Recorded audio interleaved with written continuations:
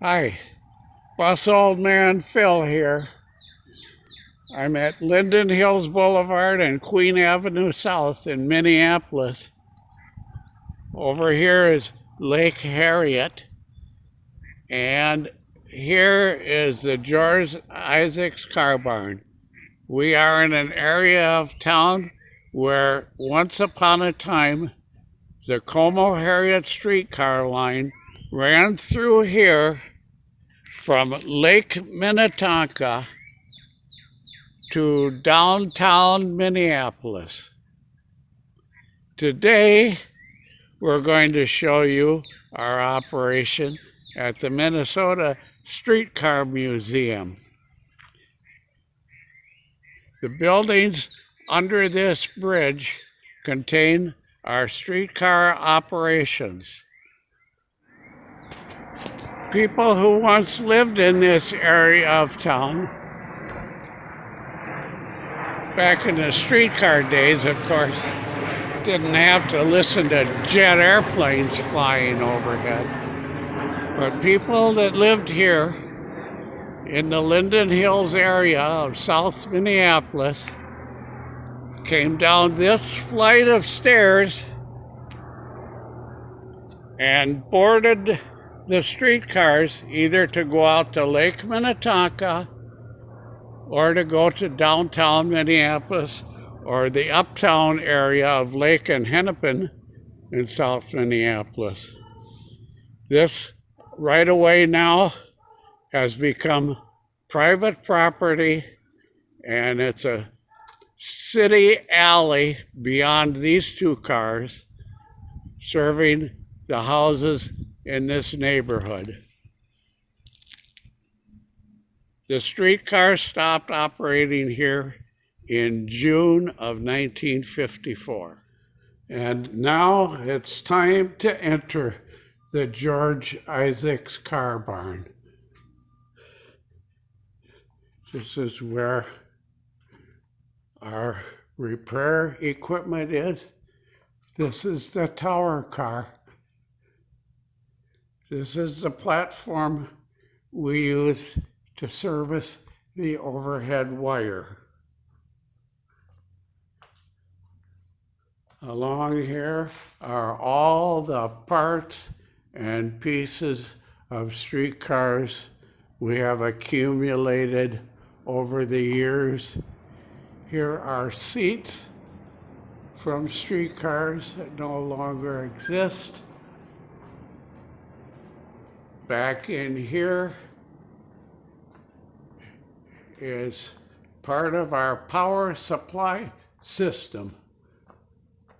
This is where we take in 440 volts, three-phase, and convert it to 600 volts DC.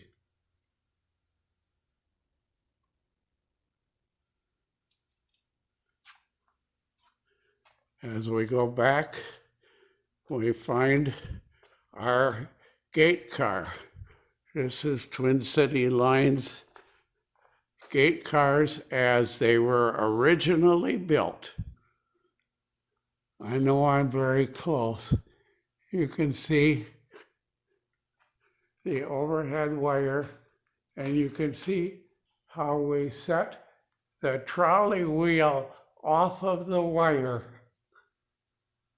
onto that wooden gutter, I guess you could call it. This is the retriever. This device pulls the trolley wheel down and the pole down in the event that the wheel would suddenly jump off the wire. That sudden upward movement of the trolley pole triggers a spring in the retriever that will pull the pole down about 4 feet clear of the wire the wheel jumped off. Hello. Hi there. This is John Prestholt. one of the museum members who has offered to help with us today. Give him a smile, John. That's more like it. Okay, this is car number what? 1239. 1239. And what's the story on this car, John? This car is, I forget whether when it was retired, but it was one that was left in the Twin City area. I believe it was up and around Big Lake as a lake cottage. What they did with this was they decided to rebuild it to the best extent to the way it would have been originally built in 1907. Okay, great. With the iron gates to walk in and out of the car. There was no front entrance to the car. It's a little difficult to get the whole picture in, but we'll see more of this later. Let's walk up toward the front, John, and see the car we're going to be operating today, number 1300. The primary purpose of this video is technical. I have received many questions about how a streetcar operates, and most of the videos you'll find on YouTube don't really do much more than just show a bunch of run-bys on city streets. So what we're going to do today is take this streetcar out, and we're going to begin with showing you how we get things started by closing the air tanks. And how do we do this, John? Now let me have you describe our procedure. When we arrive here, as motormen and conductors did through all of the years, what did we do, John? Well, if there was no crew that would get the car ready for you like they may do today with a bus, we had to go through and get the entire car ready to start and to operate. We had to build up the air pressure. We had to get electricity into the car.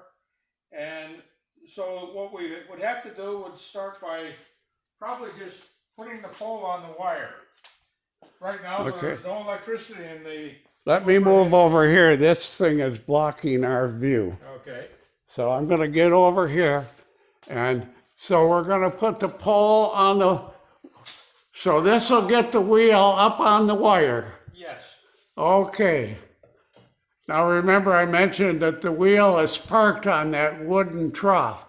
Okay, now John, by careful use of the rope, has put the wheel on the wire.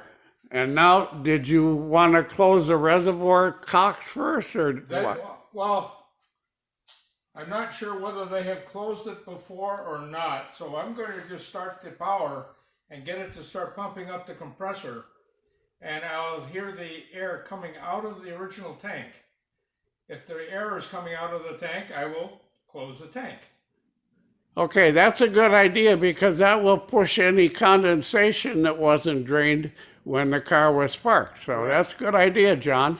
Okay. Here at Como Harriet, we have a set of electrical contactors and connections that allow us to turn the power on safely and everything. I've got a master control switch that turns the power, or runs the power this way. Then I've got... That would bring the power up here from the main box in the back room. Correct. Then I've got a start button for this car, and it's not running. Okay, that energized the overhead wire here in the car barn. Is that correct? Correct. Then we turn on the overhead outside. That has electrified the entire line, so it's able to start. All right, We have John. a problem. We've been working on this car, so the compressor has been turned off. Okay. So we'll have to get into the car and connect or turn on the compressor, and that will allow us to see that the tank has been opened or has been closed, or has been left closed by the last people that may have operated the car. Okay, let's do that now then, right? Okay.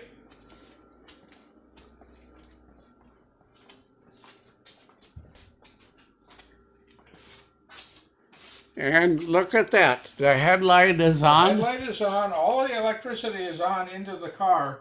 The only thing we don't have, we hope, and we don't know yet, is we don't have power to the compressor. Okay. And I noticed that the cow catcher has been hung on. Yes. That's what we called it. It's more properly called a fender. The fender, or we always kid everybody, it's a people remover. Yes. The idea behind this, if you go underneath the car, you'll see the motor is only about 4 inches above the track. So anybody that falls underneath it will obviously be killed. This will, if you're in the way, you'll get hit by this. You'll fall into the catcher here. Yeah, you may hurt yourself, you may break a leg or something, but you won't get killed that way. This also would scoop up dogs and children and anything else. And anything else in the way. Now, the trick to it is the motorman has to bring the car to a slow stop, or a sudden stop, you would just roll right back off again. And then it would just keep scooping you up. Okay. We don't have any air in the tanks, so we just reach underneath, grab a hold of the door, and open the door.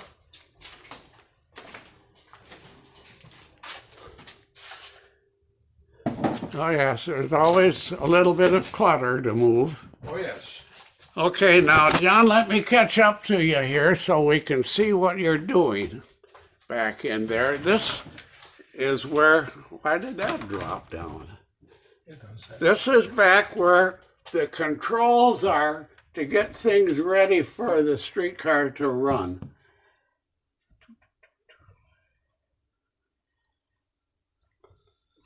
There's one labeled right here. It says air. Now we hear the compressor. Now, I want to show you something, people. You see these switches? These are 100-plus-year-old rotary switches. When you hear somebody say, turn the lights on, the switches in your house used to be rotary switches like that, and you would actually turn the switch to get the light on. And that's where the term turn the lights on, turn the lights off. Okay, the air compressor is running, and we're starting to build air pressure. We'll have to go outside. I believe the air tanks are open, Okay, so we'll have to correct that. makes you wonder why it's pumping up air if they're open. And it's pumping up, but they're not putting any air in there. I got it. Okay.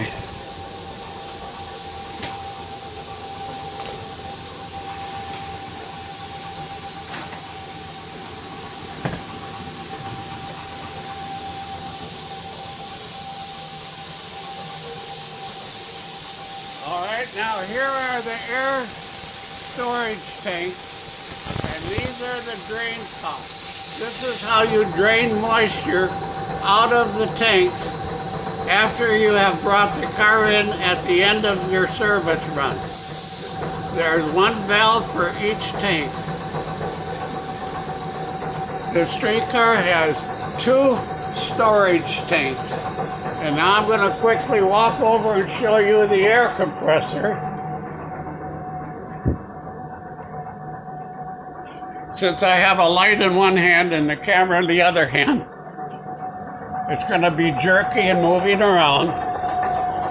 But I don't want to stop and start it all the time. See, that's how I think. Here's the air compressor.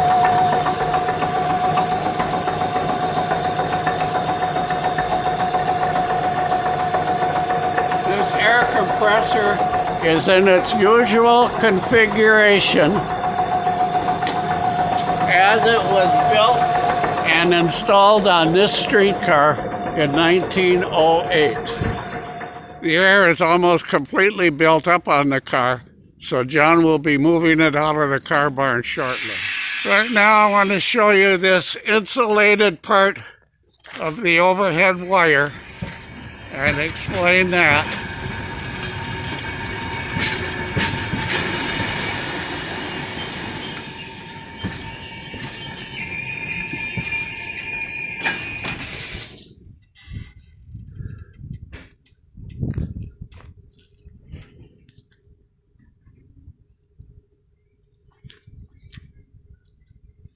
I'm looking into the sun, so I'm not sure how clear it is. But you'll see that stretch of wire that is about 18 inches long. There's the wheel.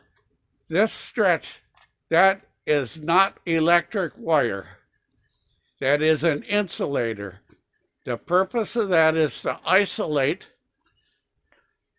the car barn power from the main line power, so that once we get the cars out and in operation, we turn off the overhead power in the car barn.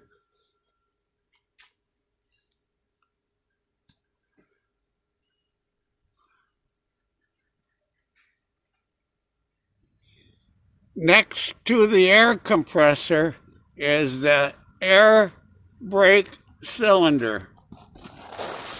There is one cylinder that operates all the brakes through chains and levers to apply a brake shoe to each wheel on the car. And this is the main brake cylinder. John, would you release the brakes, please? Hang on, I need the light for this. I know it's difficult to see in here, but here are the brakes.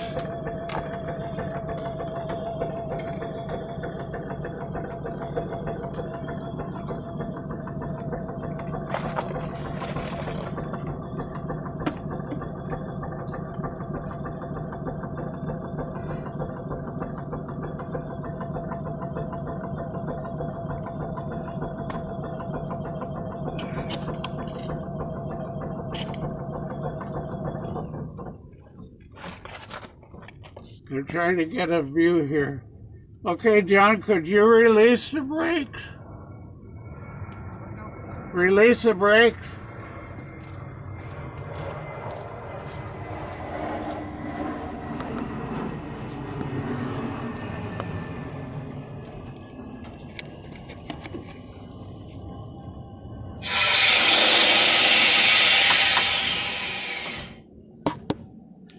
Well, we couldn't get the picture of. Go ahead, set them.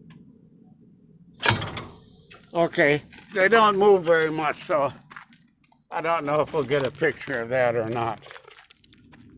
Under the streetcar are the motors. The motor back half sits on the axle, and this big gear box is connected to the axle, and the gear from the motor runs this big main gear which turns the axle. There's one motor on each axle on this streetcar.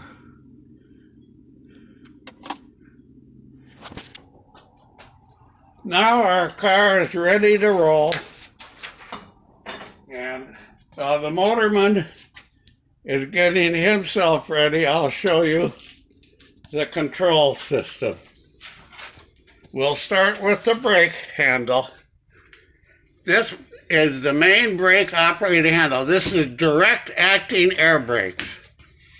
So that releases the brakes. You see the black needle is the brakes. The red needle is the air reservoir pressure. This is a spring-loaded brake handle in case the motorman falls out of his seat, drops dead, faints, whatever. The spring will set the brakes. When that happens, a relay in the control box cuts off the power to the motors. These are the door switches. This is the main front door switch that operates both doors. So if I flip this switch, well, that's right, we have the power off. But John can make it work anyway. Okay, now I flip the switch back and the doors will open. You can open them, John.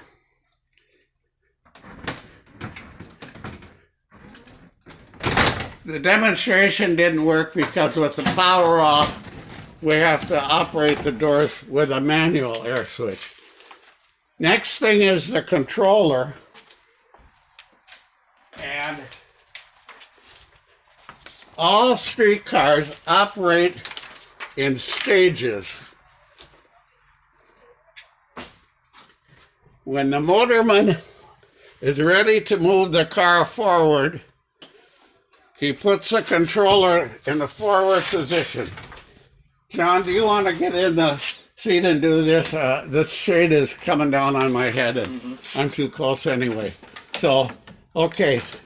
So with the car in the forward position,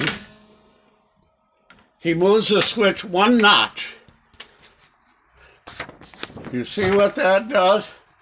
That activates the first notch in the resistor bank. Now you move to the second notch on the controller, and you see where the switches are in the resistors? Then you move to the third notch. How do I get down there? Walk down the stairs. Where? Help him. So now we're in the third position. So now I'll move the lever to the fourth position, and you can see where it is here. See, it says fourth series point. These are resistors under the streetcar, and those are the motors. The round circle is the wheel on the wire, and the ground is the wheels on the track. Okay, move to the next.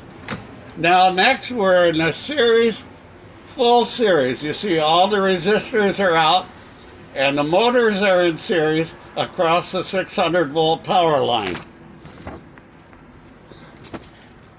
Next thing is, not on this car, in this place at this time, but beyond that point, we have notch 6, 7, and 8. As you can see, we jump back into the resistors with the motors in parallel for notches 6 and 7, and notch 8, all of the 600 volts DC is passing from the trolley wheel into the motors and out through the wheels on the track. Okay, John, that didn't record. Let's do that again. So, if John wants to switch his car to another line, he would operate this rod that he has in his hand, and he would put that down through a hole, and down here is a chisel-shaped object that would throw this switch to steer the car onto a different line. I had mentioned and showed you in the diagram the resistors, and here they are under the car. This is the resistor bank. Now this is the summer position. You see the cover is off and these little vents are open. Now in the winter time, we can put a cover over these resistors, and if we leave these vents open a little bit, I'll show you what happens. The heat that was generated by those resistors will come out under the rear passenger seat, and it's ducted along the side. You can put your leg along there and keep your leg warm. some of that heat comes out here, and some of that heat comes out way up here.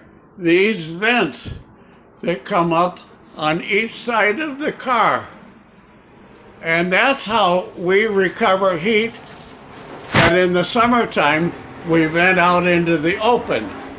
That's one of two ways we heat the streetcar. The second way we do it is with electrical resistance bars inside of these ducts. These are to help keep the glass clear in the winter.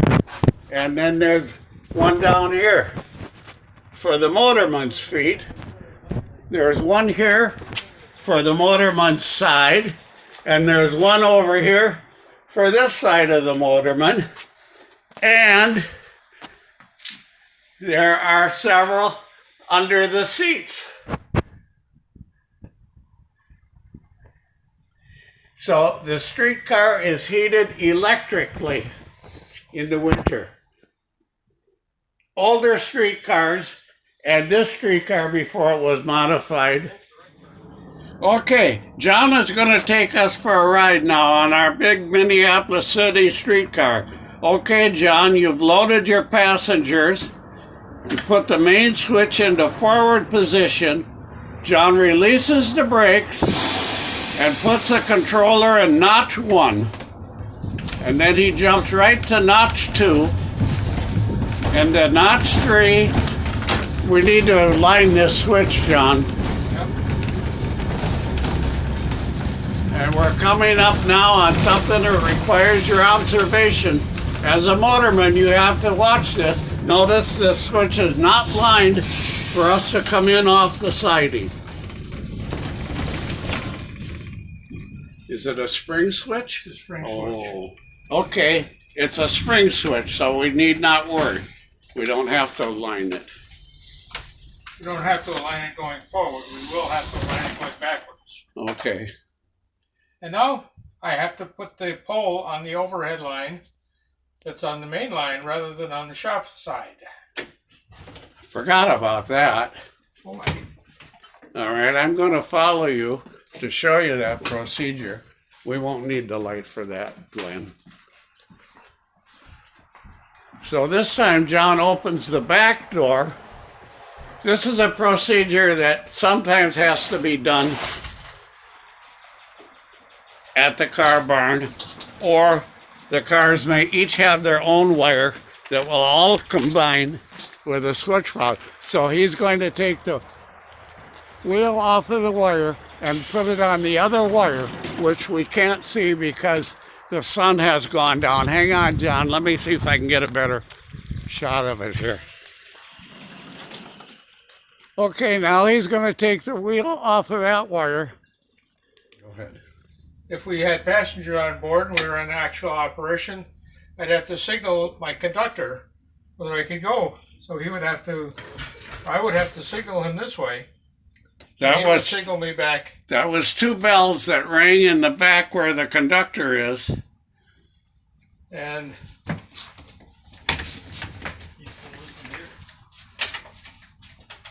yeah, you just pull it down from the.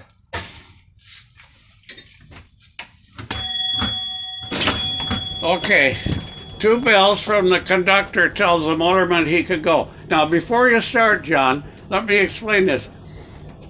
When you pick up passengers, or when you see passengers, it's your job to stop the car and open the rear gates. If there is a conductor collecting fares, the passengers get on the rear and get off the front.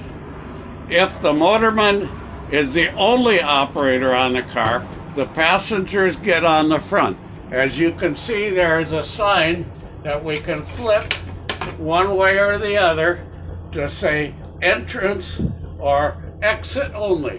When passengers see that exit only sign in the front window, it means they have to climb aboard the car and back, where the conductor has his position with a fare box.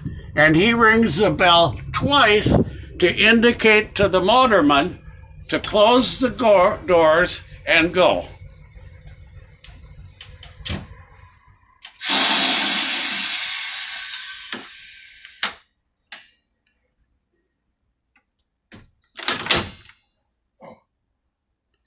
Back door is open. Doors are open. Okay, so let's stop right there. What happened, folks? The car did not move. Well, you know why? Because John did not close the back door after we were out looking at the trolley wheel. So there's a safety feature built in. If the back door is open, the car won't move. Okay, John. That all worked fine.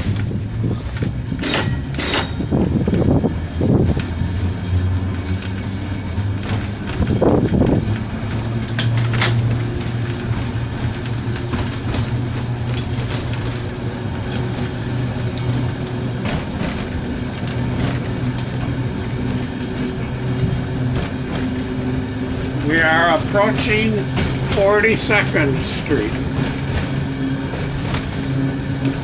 And we bring our car to a stop.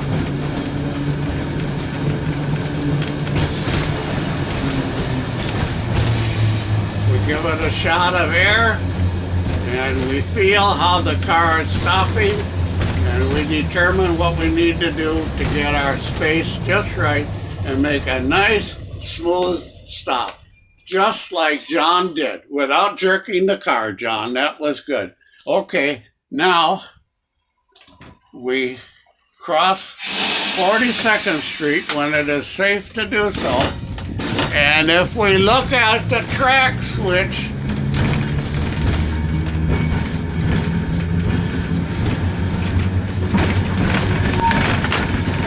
we see we're lined into the passenger loading platform.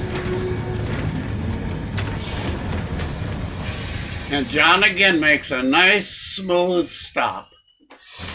Okay. Part of the operation I showed you from the garage was when passengers get on the back door and they drop their fare in the fare box and take a seat. And when it's time, all the passengers are seated, and I ring the bell, telling the motorman it's okay to close the doors and go.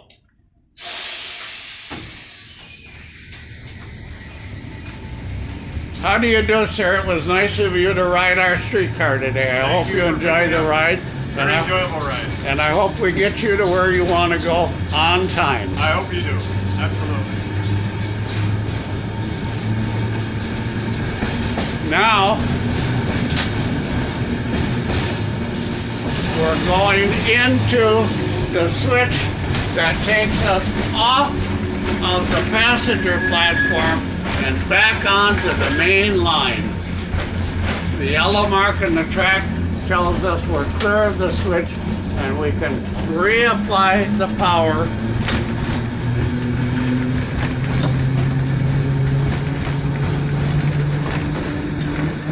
And now we're in the full series operating position.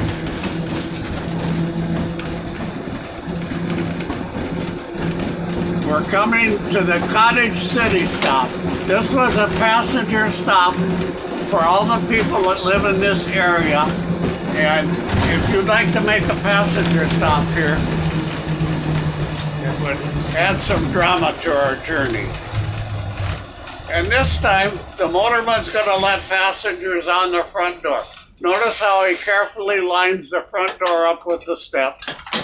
And now we let passengers on the front door.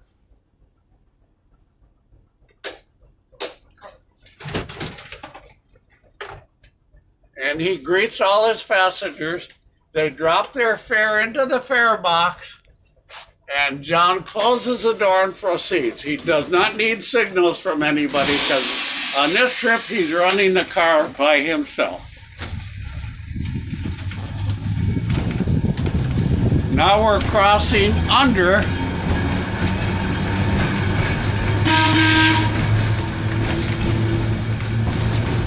That was to blow the whistle while we're under the bridge. It thrills the passengers. Here's Lakewood Cemetery, folks, and we're on the original right-of-way of the Harriet streetcar line. Now, most of the streetcar lines were in the heart of the city. This particular streetcar line started out as a tourist line to resort areas around Lake Calhoun and Lake Harriet. This is Lake Calhoun now on the left. It's been renamed, what is it, Minnecoska? Minnecoska, an old American Indian name. This is park board maintenance facilities we're passing. So as we're traveling, the streetcar will eventually get to Lake and Hennepin in South Minneapolis, and then on Hennepin Avenue into downtown Minneapolis, through downtown, through the U of M campus, that's the University of Minnesota campus, and on Tacoma Avenue into downtown St. Paul. This was a very long line at one time. The last streetcars ran on this line in June of 1954.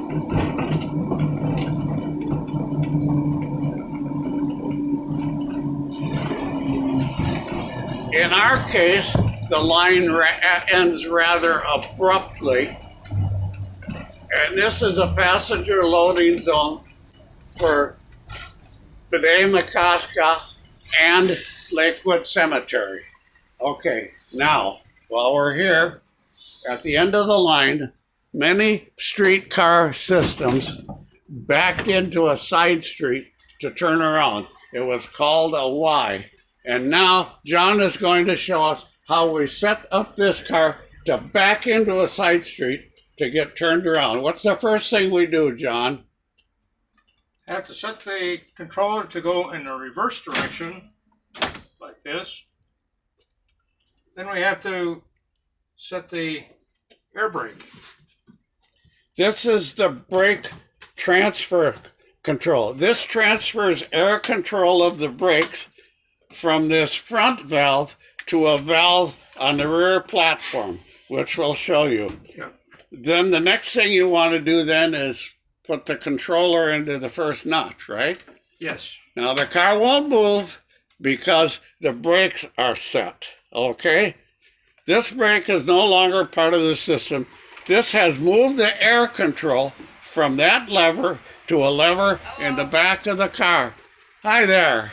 We get greeted by people. You know, Minneapolis is a friendly city.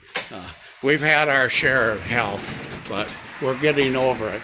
So now, what happens is we're going to back the car into a side street, and then we're going to go pull out of the side street back onto the main line on the other track. But since we don't have a setup like that here, but we can still show you how we back the car up. So now John is going to show you, hang on, we need the light. We need the light, which is all the way up front. And We have the start switch, the stop switch. We have a backup light if we need it. Turn it on and it shows that it's been turned on. can you move your hand away so we can see it?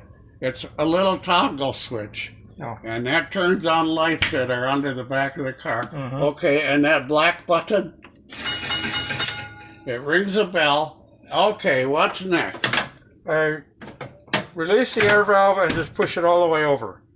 Like the front one, this is also spring loaded. So if I drop dead, it will automatically stop the car.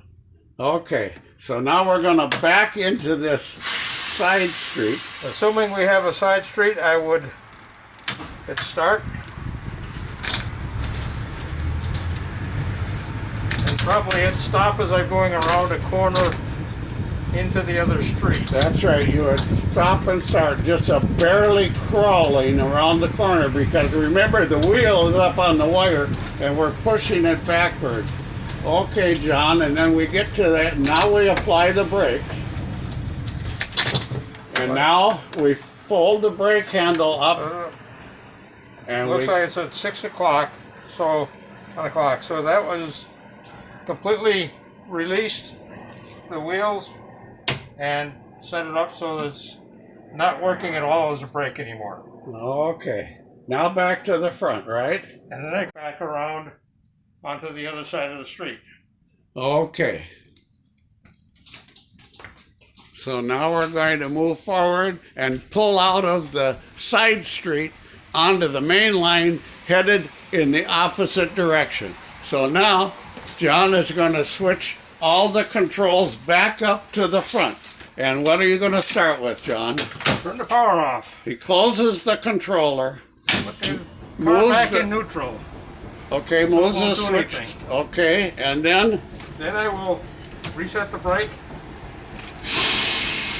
and Now you hear now it's working. and now he's moved this to transfer control of the air brakes back to this. Okay. All right.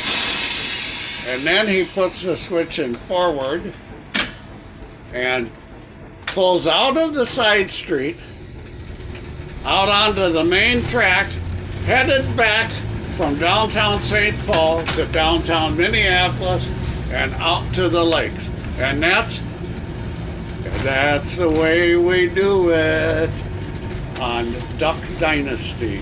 The old man says that. So I thought you might like to see the whole streetcar from one end to the other. We're in the process of doing some work on this car, so it's kind of cluttered right now.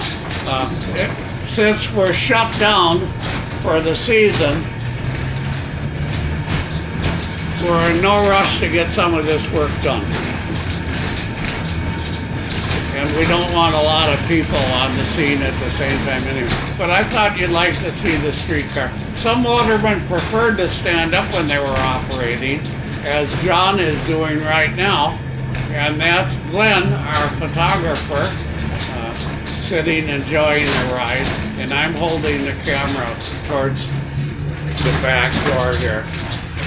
That ought to do it, John. Thank you.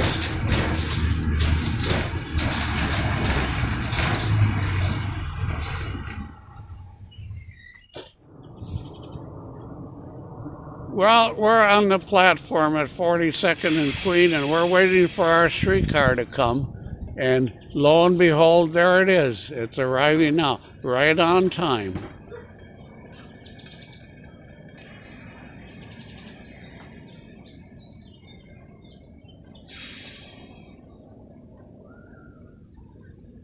Now, John, being the good motorman he is, makes sure that nothing's coming in any direction, and he will bring the car to a nice stop at the platform where we will board our streetcar to head downtown to go shopping or to take our date to the movies or what have you.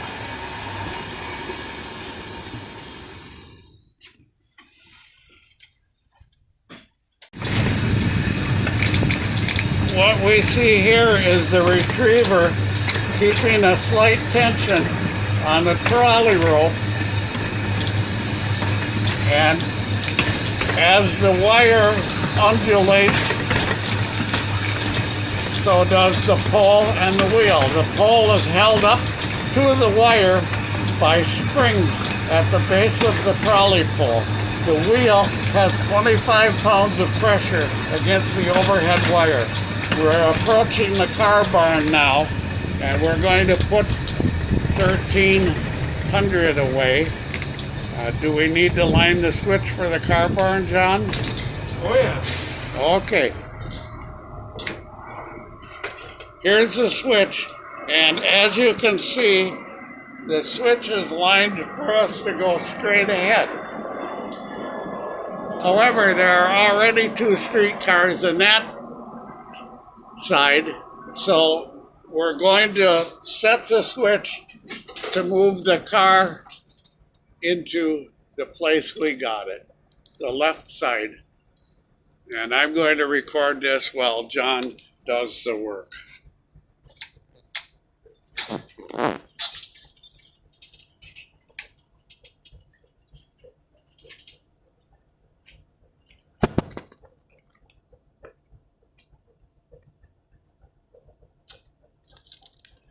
We keep these switches locked so they're tamper-proof. Now, John lifts that handle and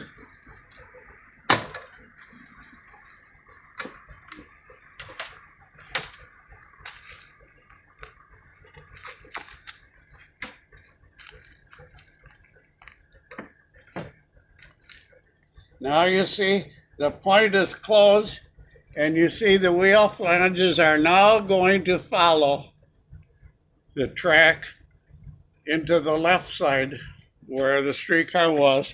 And now John is now remembering that we have to move the wheel over to the other wire that takes us into the car barn.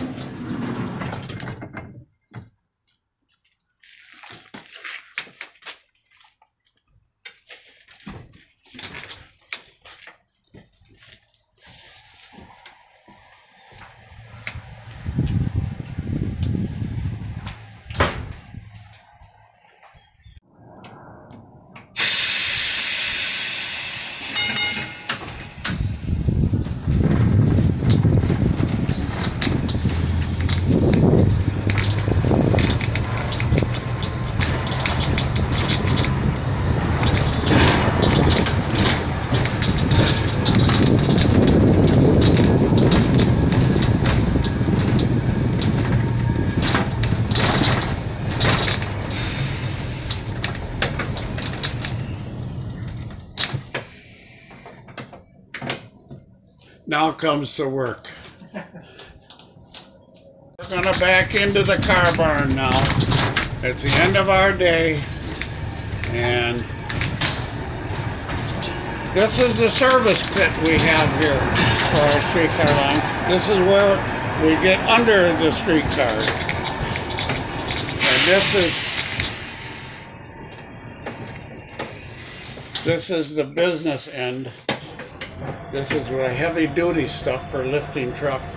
And way back in there, you can almost see the lunchroom.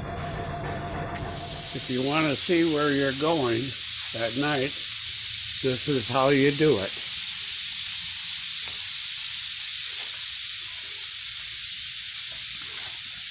Remember now, we're on the Harriet streetcar line. We can't see that sign. And we're headed for the Brookside Loop in Edina. And since there's only one operator on the car today, we're going to be getting on the front door. Well, there you have it. I hope you enjoyed this little session. Remember, I've crammed into 45 minutes what typically took 3 to 4 days when motormen and conductors were training in. Remember, motormen and conductors includes the women that were hired during World War II.